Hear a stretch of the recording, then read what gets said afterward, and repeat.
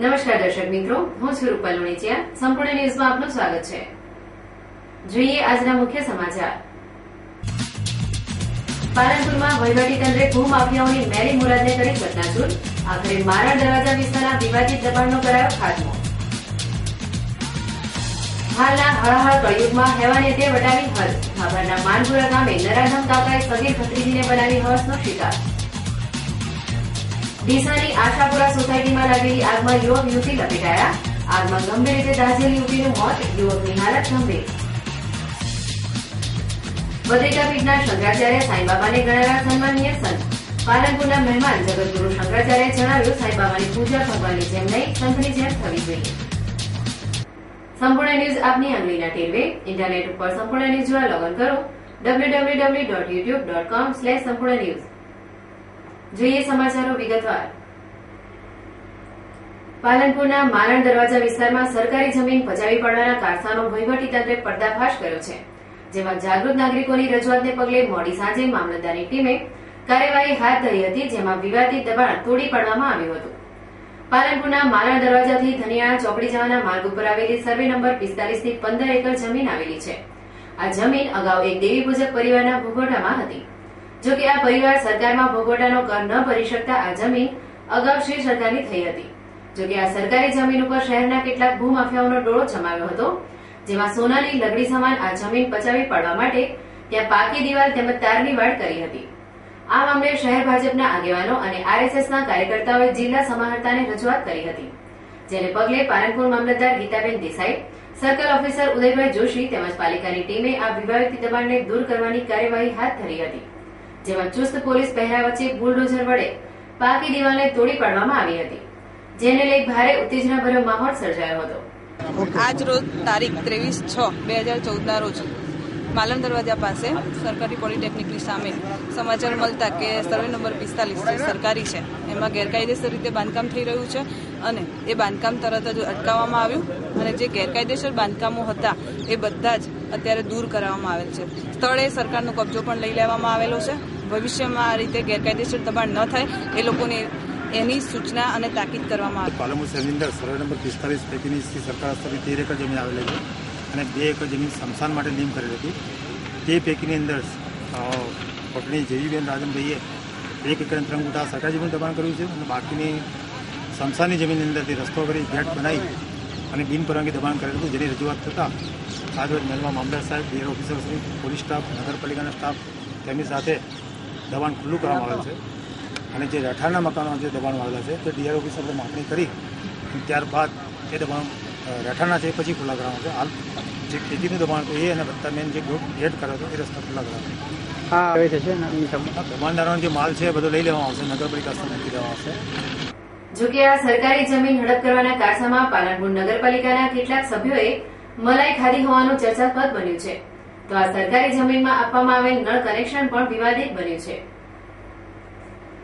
જો કે પાલનપુરમાં કેટલાક ભૂમાફિયાઓને પાલિકાના જ કેટલાક સભ્યો પોતાના સ્વાર્થ ખાતર પ્રોત્સાહન આપતા હોય છે, ત્યારે સરકારી જમીનો બચાવવા જાગૃત નાગરિકોને આગળ આવવું પડે છે, જેનું ઉદાહરણ આ બનાવ પૂરું પાડે છે.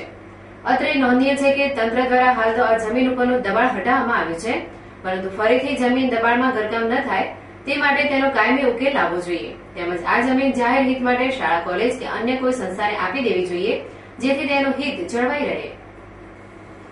શિક્ષણ ક્ષેત્રે પછાતપણાનું કલંક ધરાવતા બનાસકાંઠા જિલ્લામાં શાળા સત્રના પ્રારંભે જ શાળાઓને તાળાબંધી કરવાની હોડ જામી છે, જેમાં ભાભરના કુંડાલિયા ગામે શિક્ષકોની ઘટ પૂરવા ગ્રામજનોએ તંત્ર સામે મોરચો માંડી શાળાને સતત 4 દિવસ તાળાબંધી કરી રાખી હતી. જોકે કુંડાળાના ગ્રામજનો સામે આખરે તંત્રને નમતું જોખવું પડ્યું હતું અને શાળાના પ્રશ્નોનું સત્વરે સમાધાન કરવામાં આવ્યું હતું.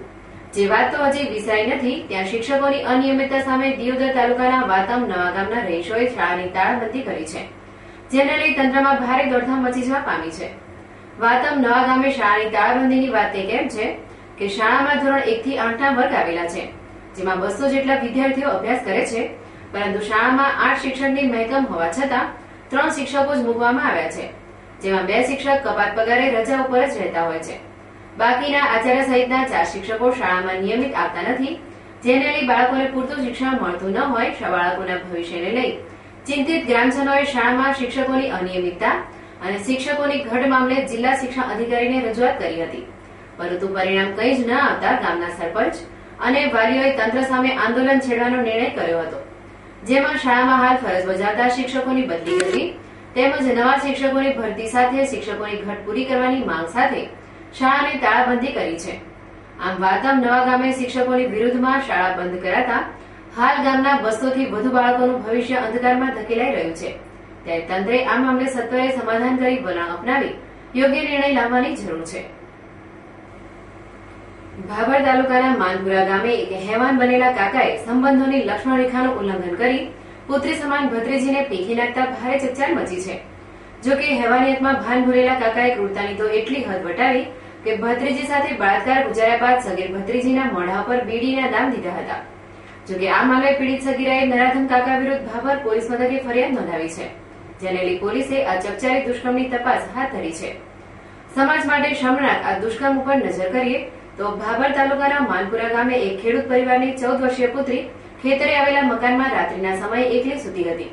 તે સમયે આ સગીરાનો કૌટુંબિક દિનેશજી શંકરજી ઠાકોરને વાસનાનો કીડો સળવળી ઉઠતા તે સગીરા જ્યાં સૂતી હતી ત્યાં ઘૂસી આવ્યો હતો, જ્યાં છરી બતાવી સગીરાને ખેતરમાં લઈ ગયો હતો, જ્યાં યુવતીની મરજી વિરુદ્ધ તેના પર બળજબરીપૂર્વક બળાત્કાર ગુજાર્યો હતો. બાદમાં હેવાનિયતમાં ભાન ભૂલેલા નરાધમ કાકાએ સગીરાના મોઢા પર બીડીના દામ દીધા હતા, તેમજ આ બનાવ અંગે કોઈને કહીશ તો જાનથી મારી નાખવાની ધમકી આપી ભાગી છૂટ્યો હતો. જોકે કૌટુંબિક કાકાની હવસનો શિકાર બનતા સગીરાએ નરાધમ કાકાને સજા કરાવવા માટે ભાભર પોલીસ સ્ટેશને દિનેશજી શંકરજી ઠાકોર વિરુદ્ધ દુષ્કર્મની ફરિયાદ નોંધાવી છે, જેને લઈ પોલીસે આ બનાવની સઘન તપાસ હાથ ધરી છે. તો બીજી બાજુ દીકરી સમાન ભત્રીજી ઉપર દુષ્કર્મ આચરનાર કાકા વિરુદ્ધ લોકો ફિટકાર વરસાવી રહ્યા છે.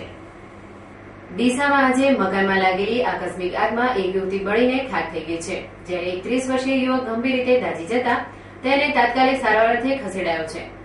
ડીસા શહેરના પાલનપુર હાઈવે પર આવેલી આશાપુરા સોસાયટીના એક મકાનમાં આજે બપોરના સમયે રસોઈ કરતી વખતે ગેસ સિલિન્ડર ફાટી જતા આગ ભભૂકી ઉઠી હતી.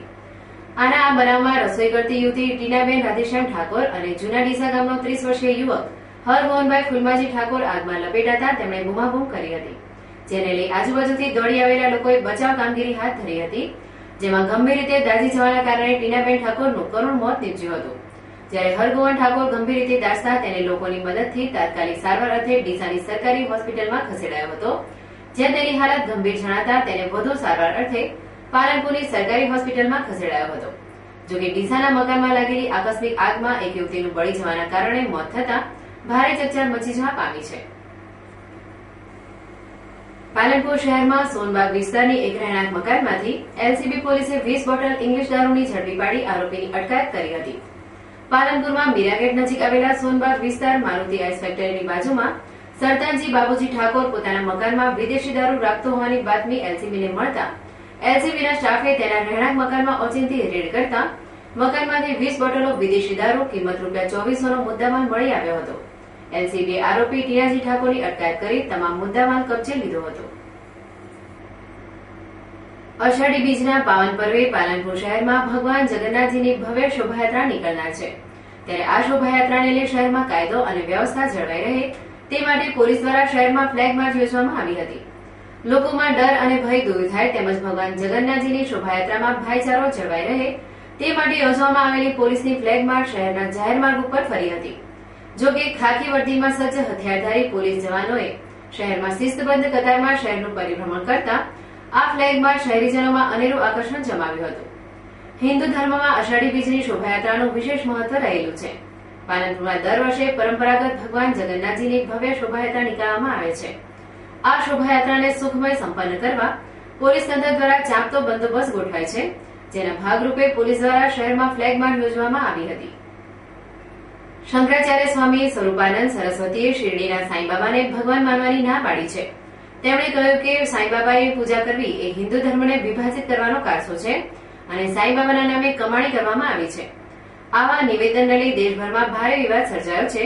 ત્યારે આજે બદ્રિકા પીઠના શંકરાચાર્ય શ્રી વાસુદેવાનંદ સરસ્વતીએ સ્વામી સ્વરૂપાનંદ સરસ્વતીના નિવેદન અંગે મીડિયા સમક્ષ જણાવ્યું હતું કે શિરડીના સાંઈબાબા સંત છે અને સન્માનનીય છે, પરંતુ ભગવાન તરીકે તેમની પૂજા યોગ્ય નથી.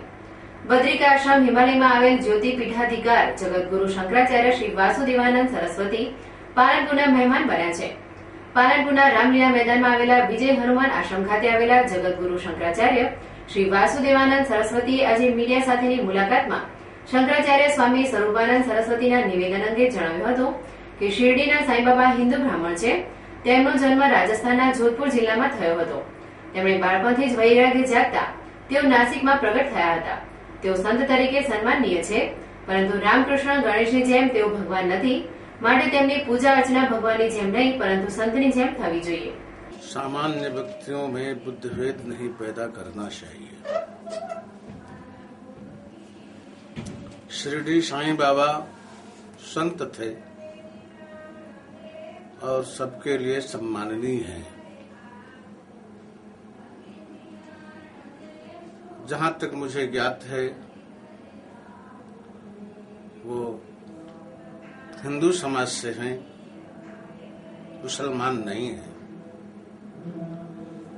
राजस्थान के जोधपुर जिले के फलोदी तहसील और कस्बे के रहने वाले विशुद्ध वैदिक सनातन धर्मावलंबी पुष्करणा ब्राह्मण कुल के बालक रहे हैं. बचपन में ही वहां से वैराग्यवश निकल आए थे. बाद में नासिक के किसी कुंभ में वो प्रकट हुए थे. उनकी अपनी रहनी थी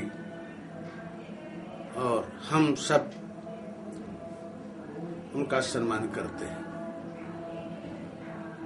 परंतु रामकृष्ण शिव दुर्गा गणेश सूर्य की तरह भगवान नहीं मानते.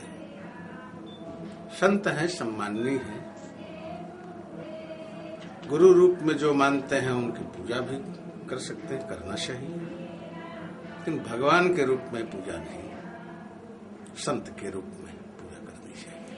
हिंदू मुस्लिम एकता के बारे में बताया जाता है, तो ये कितना सही है? तो समाज के लिए संतों की भूमिका समय समय पर रही है कि वो सबको समान दृष्टि से देखते रहे. हमारे जूना अखाड़े के संत संध्यापुरी जी महाराज सिद्ध संत थे. उज्जैन में पूरा कब्रिस्तान था. वहां पर बैठ करके एक कब्र पर अपना धूम्रपान कर रहे थे. मुसलमानों ने कहा ये हमारी कब्र है, तो उन्होंने कहा नहीं, ये तो हमारे संतों की समाधि है. मामला राज दरबार तक गया. राजा भी आया और राजा ने जब कहा तो उन्होंने कहा नहीं, ये संतों की समाधि है, खुदवा के देख लिया जाए. तो उन्होंने खुदवाया तो सब में बैठे हुए संत समाधिस्थ मिले. 2-4 कब्रें रह गई तो मुसलमानों ने कहा अब बस करिए, हम सब मान लेते हैं तो हमारे आप पीर हैं. तो आज भी हमारे अखाड़े में पीर गद्दी के नाम से प्रसिद्ध है. वहां जो गद्दी पर रहता है महंत उसको पीर कहते हैं. उनके लिए भेंट पूजा अरब से भी आती रही है पहले. तो संत तो सबके हैं, वो किसी एक के नहीं होते हैं. समन्वय करना समाज में तो उनका कर्तव्य भी है, परंतु भगवान नहीं मानते.